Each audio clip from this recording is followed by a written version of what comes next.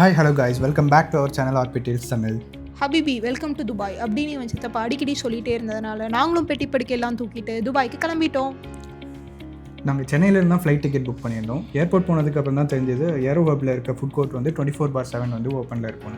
சரின்ட்டு உள்ளே போய் நாங்கள் ஜூஸ்லாம் குடிச்சிட்டு அப்புறம் ஏர்போர்ட் உள்ளே வந்துட்டோம். எங்களுக்கு இருந்த இன்னொரு ப்ராப்ளம் வந்து நாங்கள் ஃப்ளைட் ரொம்ப மிட் நைட்டில் புக் பண்ணியிருந்தோம். அதனால் உள்ளே போனால் செக்இன் பண்ணுறதுக்கு அவங்க கவுண்டரே ஓப்பன் பண்ணல. நல்லவேளை அந்த டைம் வேர்ல்ட் கப் போயிட்டு இருந்ததுனால நாங்கள் அங்கே போயிட்டு மேட்ச் பார்த்துட்டு கொஞ்சம் நேரம் டைம் ஸ்பெண்ட் பண்ணிகிட்டு இருந்தோம். இந்த எமிரேட்ஸ் ஃப்ளைட் எப்போ எடுப்பானே தெரியல. வெயிட் பண்ணுறோம் பண்ணிகிட்டே இருக்கோம். அவன் போர்டிங்க்கு கூப்பிடவே மாட்டான்.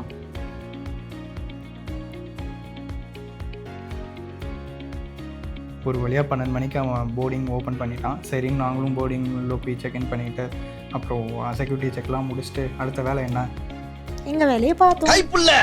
இன்னும் ஏன்டா முடிச்சுக்கிட்டு இருக்க?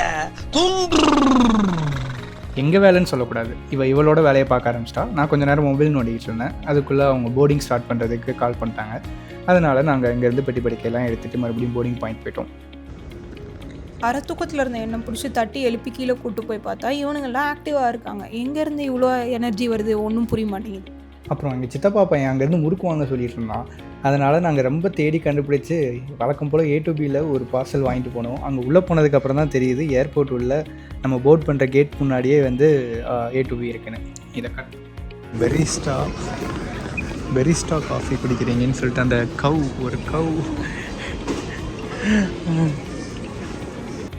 இதுதான் ஃபஸ்ட் டைம் நாங்கள் எமிரேட்ஸில் ஃப்ளை பண்ணுறோம்.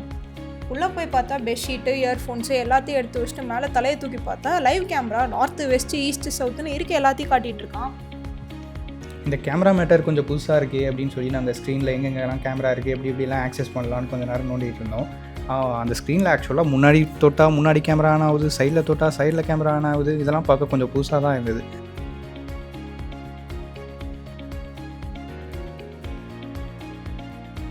அப்புறம் டேக் ஆஃப் ஆகுறப்பையும் அந்த கேமராலாம் லைவாக நம்ம பார்க்குற மாதிரி தான் இருந்தது. நிஜமாகவே நம்ம ஃப்ரண்ட்டில் இருந்து நம்மளே ஃப்ளைட் ஓடுற ஃபீல் தான் கொடுத்தது. அது அகைன் ஒரு குட்டி தூக்கம் போட்டு அவன் கொடுத்த சாப்பாடையும் சாப்பிட்டுட்டு தூங்கி எழுந்து பார்த்தா ஃபைனலி நாங்கள் துபாய் வந்துட்டோம்.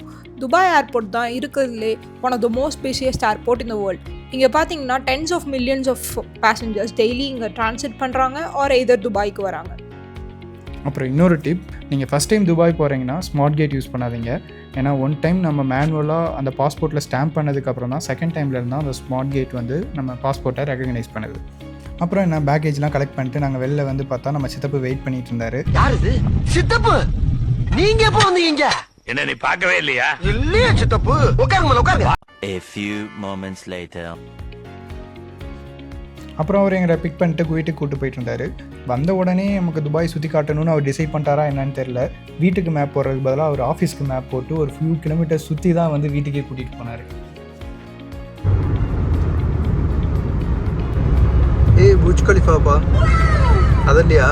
ஆமாம் அதானே.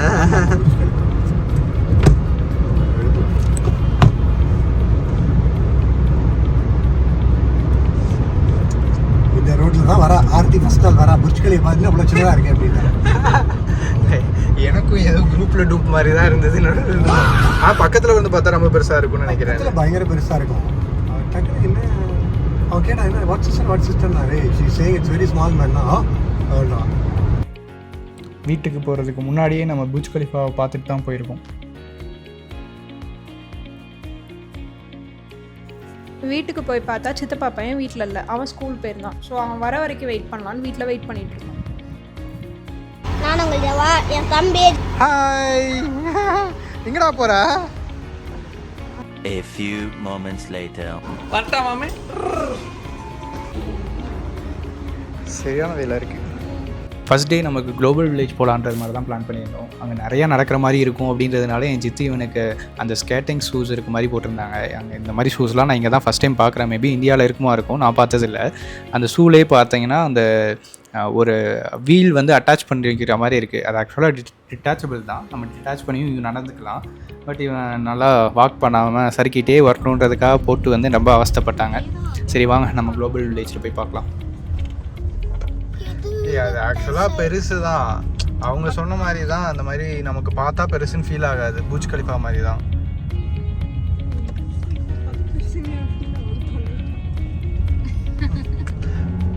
ஃபீல் அது அந்த எல்லா பில்டிங்ஸ்க்கும் நடுவில் இருக்கப்போ அதை பார்க்குறப்ப ஓகே இதுதான் டாலஸ்ட் பில்டிங் அப்படின்ற ஒரு ஃபீல்லாம் நமக்கு வராது.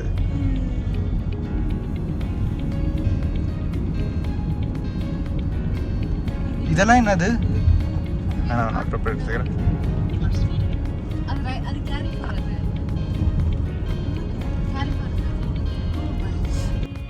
நீங்கள் என்ட்ரி டிக்கெட் ஆன்லைனில் கூட எடுத்துக்கலாம். நீங்கள் டிக்கெட் புக் பண்ணுறீங்கன்னா கண்டிப்பாக நீங்கள் ஸ்பெசிஃபிக்காக போய் த்ரில்லோஃபிலியா செக் பண்ணி பாருங்கள். ஏன்னா நார்மலாக கூகுள் பண்ணுறப்போ அந்த வெப்சைட் காட்டாது. ஆனால் நீங்கள் ஸ்பெசிஃபிக்காக அந்த வெப்சைட்டில் போய் பார்த்தீங்கன்னா மற்ற வெப்சைட்ஸை விட இங்கே எனக்கு ப்ரைஸ் ரொம்ப சீப்பராகவே கிடச்சிது. என்ன இன்னைக்கு ரொம்ப ஜாம் ஆகுது. பர்டிகுலர்லி நீங்கள் ஐஎன்ஆரில் பே பண்ணுறீங்கன்னா. நாங்கள் புக் பண்ணது என்ட்ரி டிக்கெட் ப்ளஸ் அங்கே ஒரு ஸ்டென்ட் ஷோ இருக்கும். ஸோ ரெண்டுக்கும் சேர்த்து தான் கம்பைன் பண்ணி புக் பண்ணோம். மற்ற வெப்சைட்ஸை விட இங்கே எனக்கு சீப்பான ப்ரைஸ்லேயே கிடச்சிது. அண்ட் இதோட ஓப்பனிங்ஸ்லாம் வந்து நான் டிஸ்பிளே பண்ணியிருப்பேன், அதிலே நீங்கள் பார்த்துக்கோங்க.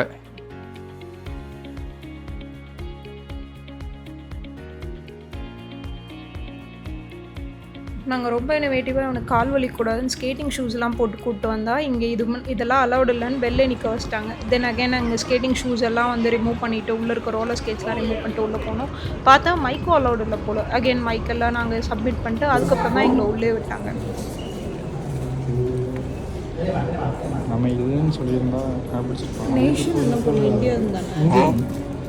ஏய் அதிகம் பண்ணுறதெல்லாம் நீ பண்ணிட்டு.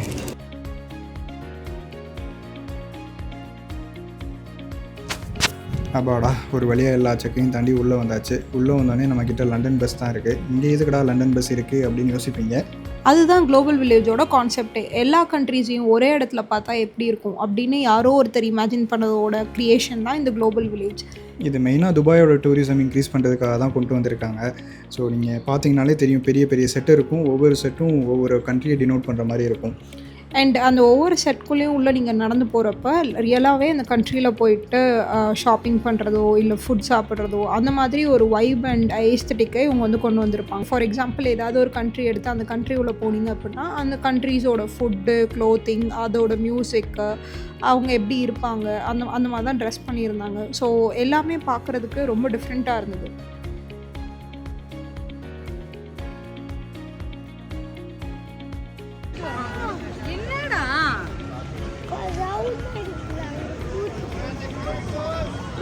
இதெல்லாம் இது எல்லாத்துக்கும் உள்ளேயும் போயிட்டு வரலாமா?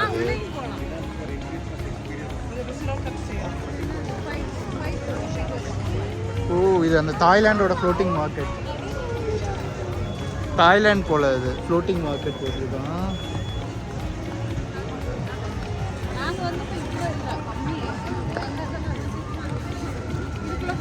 ஆ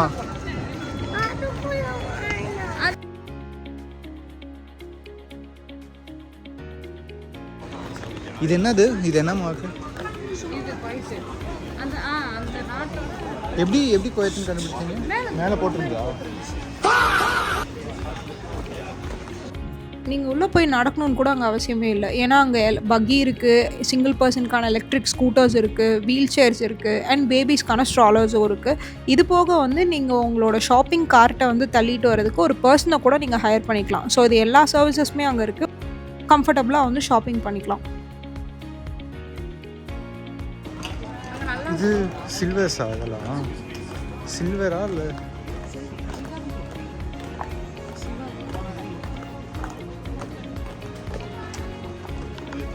இந்த குளோபல் வில்லேஜ் பார்த்திங்கன்னா ஒவ்வொரு இயரும் வந்து ரீடிசைன் பண்ணிட்டே இருப்பாங்க. ஸோ இந்த இயர் இப்படி இருக்குன்றதுனால நெக்ஸ்ட் இயரும் இப்படி இருக்காது. இதை கம்ப்ளீட்டாக ரிமூவ் பண்ணிட்டு நெக்ஸ்ட் இயரும் ரீபில்ட் பண்ணுவாங்க. அப்போ மேபி ஒரு சில கண்ட்ரீஸ் ஆட் ஆகலாம், இல்லை ரிமூவ் ஆகலாம், இல்லை கம்ப்ளீட்டாக ரீடிசைன் பண்ணியிருப்பாங்க. அண்ட் இந்த இயரோட கான்செப்ட் வந்து ரொம்ப ஸ்பெஷல். ஏன்னா இது சீசன் 30. ஸோ இந்த இயர் வந்து நிறையா ட்ரோன் ஷோஸ், அதுக்கப்புறம் எக்ஸ்ட்ரா கண்ட்ரீஸ் நிறையா ஆட் பண்ணியிருக்காங்க. ப்ளஸ் அது போக இது ரம்ஜான் சீசன் அப்படிங்கிறதுனால அதை ஃபோக்கஸ் பண்ணி நிறையா ட்ரோன் ஷோஸ், அதுக்கான மியூசிக் ஈவெண்ட்ஸ் அந்த மாதிரி நிறையா கொண்டு வந்திருக்காங்க. அண்ட் உள்ளே அப்படியே நாங்கள் போய் வாக் பண்ண ஆரம்பிச்சிட்டோம். ஸோ ஃபஸ்ட்டு என்ன கண்ட்ரிஸ் வருதோ அதை லைனாக போய் பார்க்கலாம் அப்படின்றது தான். பெருசாக உள்ளே போய் பிளான் பண்ணலாம் தேவையில்ல. ஜஸ்ட்டு வாக் பண்ணிவிட்டு கண் முன்னாடி என்ன இருக்கோ அங்கே உள்ளே போயிட்டு உள்ளே என்ன இருக்குது திங்ஸ் ஏதாவது வாங்கணும்னா வாங்கிக்கலாம். பட் ஆனால் கொஞ்சம் காஸ்ட்லியாக தான் இருக்கும். ஸோ அப்புறம் உங்களுக்கு ஏதாவது ஃபுட் பிடிச்சிருந்தது தான் அங்கேயே கூட நீங்கள் சாப்பிட்டுக்கலாம்.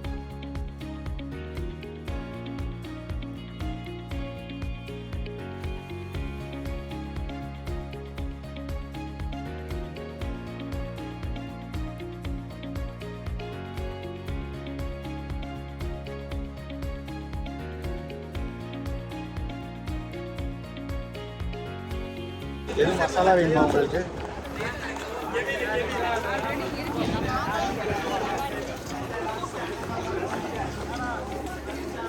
தூணா இதுனா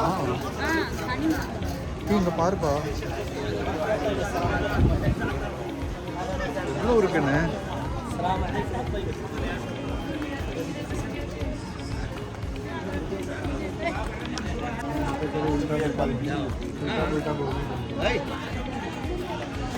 இதெல்லாம் கல்லுன்னு நினச்சி தூக்கி போட்டுருவேல வாங்கி வச்சா.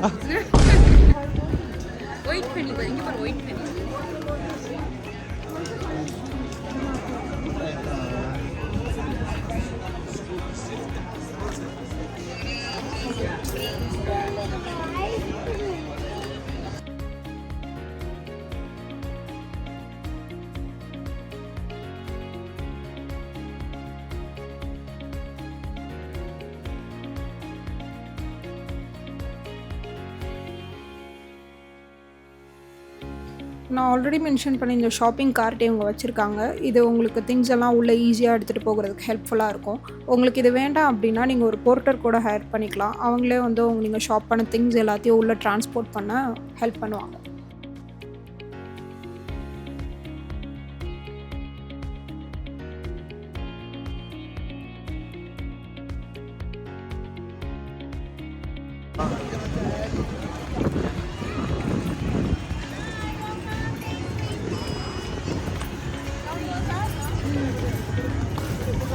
இல்லைங்க இந்த அரப் கண்ட்ரிஸ் தான் மோஸ்ட்லி இருக்கும். இல்லை தாய்லாண்டில் வச்சுருந்தாங்க. கராக்டியா? அதான் நீங்கள் ஃப்ரெஷ் டீ எங்கேயாவது இருக்குமா? சரி குடிக்கலாம், வந்துட்டு குடி.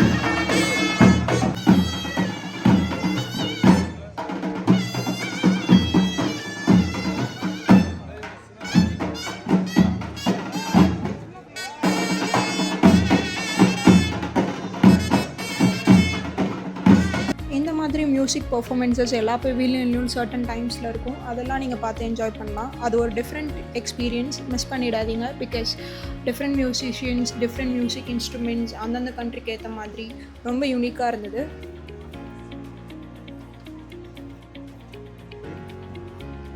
அப்புறம் நம்ம துபாய் வாசி வந்து நீங்கள் கராக் சாய் ட்ரை பண்ணுறீங்களான்னு கேட்டாங்க. என்னென்னு ட்ரை பண்ணி பார்ப்போமேன்னு ட்ரை பண்ணி பார்த்தா அது வந்து நம்மளோட மசாலா சாய் தான். பட் அதில் யூஸ் பண்ணுற மில்க் வந்து 6 to 12 months வரைக்கும் ஸ்பாயில் ஆகாமல் இருக்கும். ப்ளஸ் அது நம்ம ட்ரீயை விட ரொம்ப க்ரீமியராக இருக்குது. அது ஒன்று மட்டும்தான் அதோட பெரிய டிஃப்ரென்ஸ். அண்ட் அந்த பால் பேக்கெட் நீங்கள் 1 time ஓப்பன் பண்ணிங்க அப்படின்னா 1 to 2 weeks வரைக்கும் யூஸ் பண்ணிக்கலாம் போல். குடிச்சு பார்த்தோம், நல்லா தான் இருந்தது. பட் நம்ம டீ லெவலுக்கு இல்லை.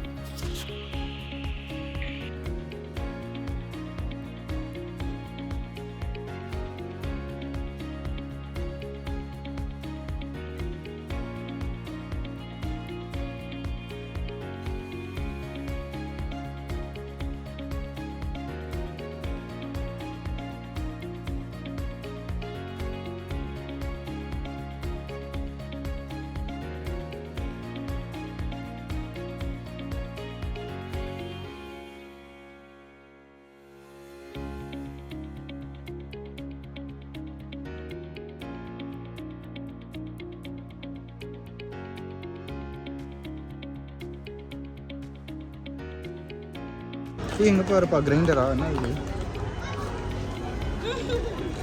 என்ன இது? Almond organ oil and pure honey.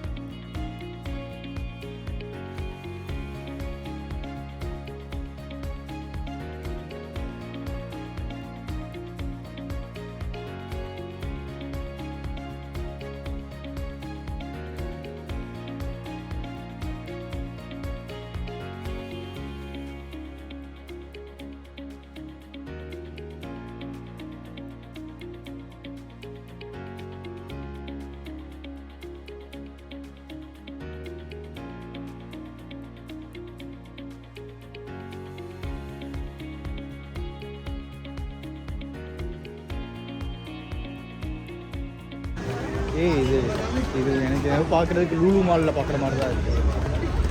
ஆனால் அது கொஞ்சம் ரொம்ப பெருசு பெருசாக இருக்குது. ஒரிஜினல் இது போல்.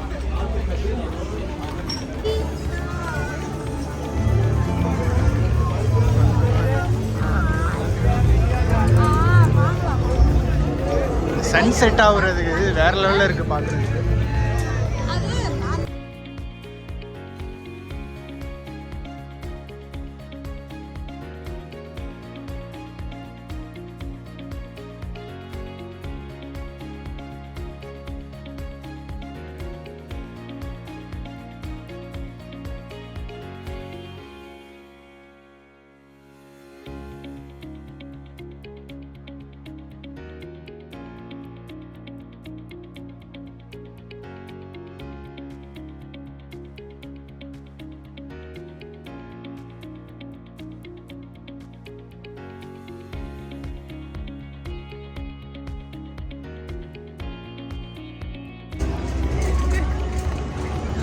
இந்த வீடியோ ஃபுல்லாக அதிகம் எனக்கு திட்டது தான் இருக்குன்னு நினைக்கிறேன்.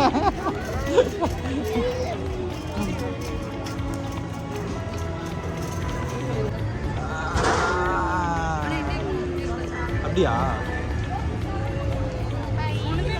அந்த ஹாப்பனிங்காகவே இருக்காது. வெளியே மட்டும்தான் இவ்வளோ பிரம்மாண்டமாக இருக்கும்.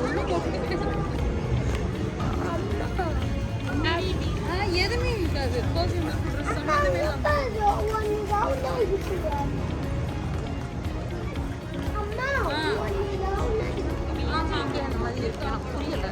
இது ஆக்சுவலாக நார்த் சைடு, நீ காஷ்மீர் சைடுலாம் போனோன்னா உனக்கு இது ரொம்ப அதிகமாக இருக்கும். இதெல்லாம் அது கிட்டத்தட்ட உனக்கு அந்த முஸ்லீமோட இதுதான் இருக்கும்.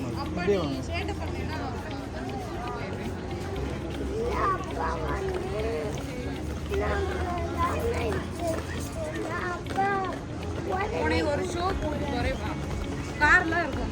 ஆமாம், கார் உனக்காக தான் புக் பண்ணியிருக்கு. அதுவா?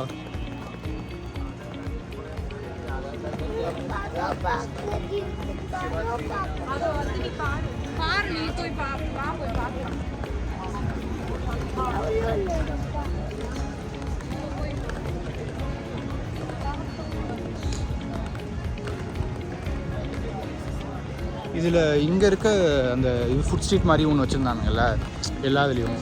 இங்கே இருக்கிறதுல பரோட்டாலாம் வச்சுருப்பானுங்களா?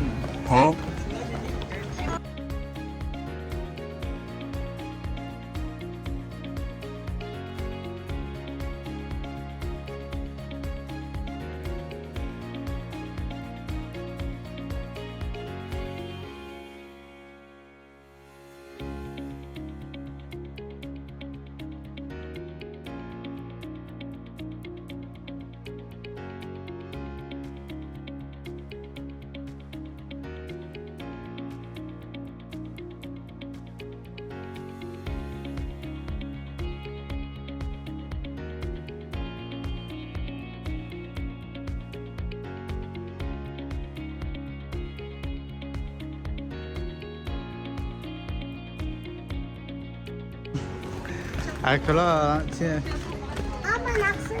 ஊர்லலாம் எல்லா பசங்களுக்கும் வந்து இந்த மாதிரி பொண்ணு ட்ரெஸ் போட்டு அவங்க பெரிய பையனானது ஒரு இது எடுப்பாங்க.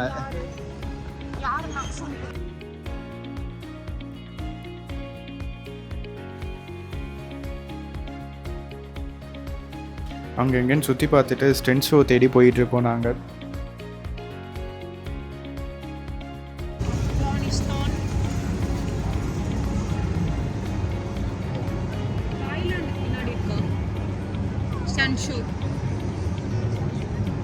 கிட்டத்தட்ட என்ட்ரன்ஸ் பக்கத்தில் காட்டுறானா என்ன எனக்கு புரியல.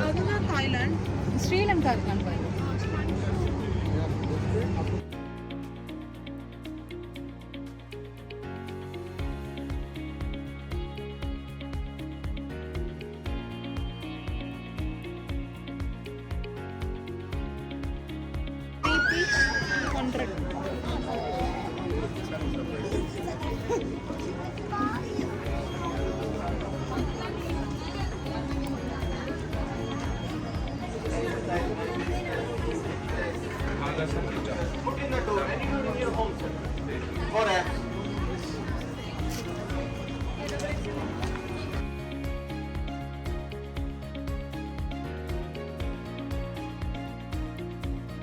இதுக்குள்ளேயே ஆஃப்ரிக்கா வேறு இருக்கா? Yes.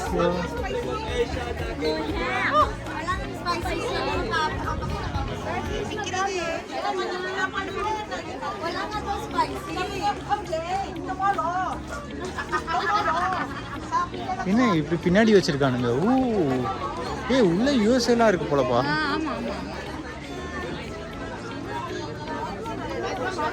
ஆமா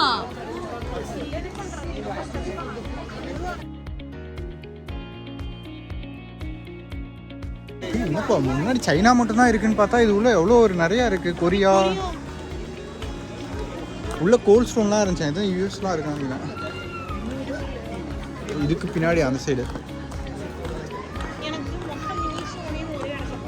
வேஃபல் ஸ்மெல் அடிக்குது.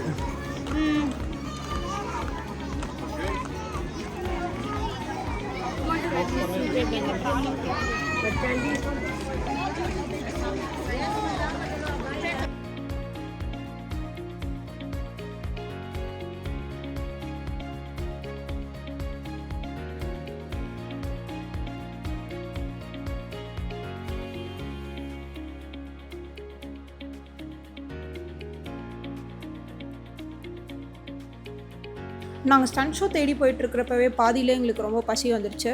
தென் நாங்கள் இன்ஸ்டாகிராமில் ஒரு ட்ரெண்டிங் ரீலில் ஏதோ ஒரு ஃபுட் பார்த்தோம். அதை பார்த்துட்டு அதை தேடி தான் அங்கே போயிட்டுருக்கோம்.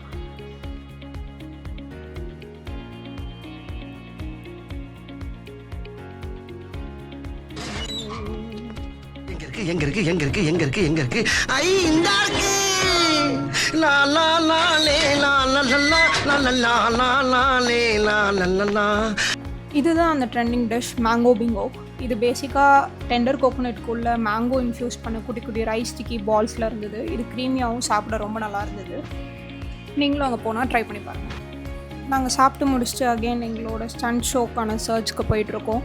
இந்த ஸ்டண்ட் ஷோ எங்கே இருக்குன்னே தெரியல. ரொம்ப நேரமாக நடந்து போயிட்டே இருக்கோம். இந்த பெவிலியன் தாண்டி அந்த பெவிலியன் தாண்டின்னு இருக்குது. பார்ப்போம் எங்கே இருக்குன்னு தெரில.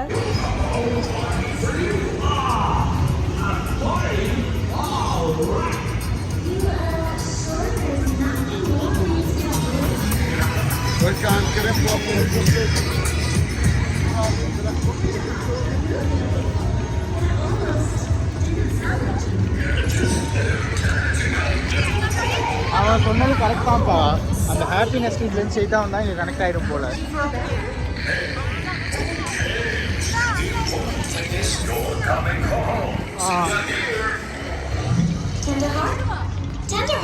இது இல்லை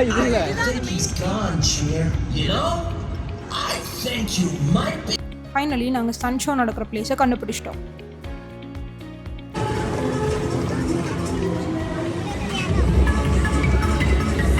இதான்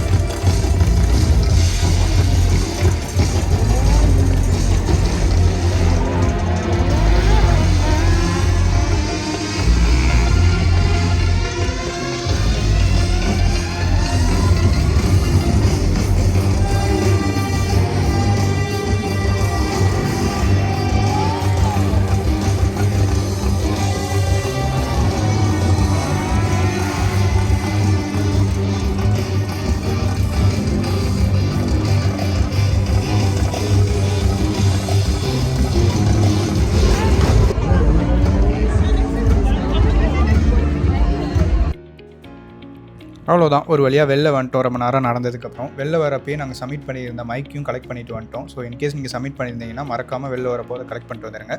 வெளில வந்தோடனே லைனாக கேப் இருந்தது, அதில் ஒரு கேபில் ஏறி வீட்டுக்கு போய் செட்டில் ஆகிட்டோம். See you in next vlog. Bye bye.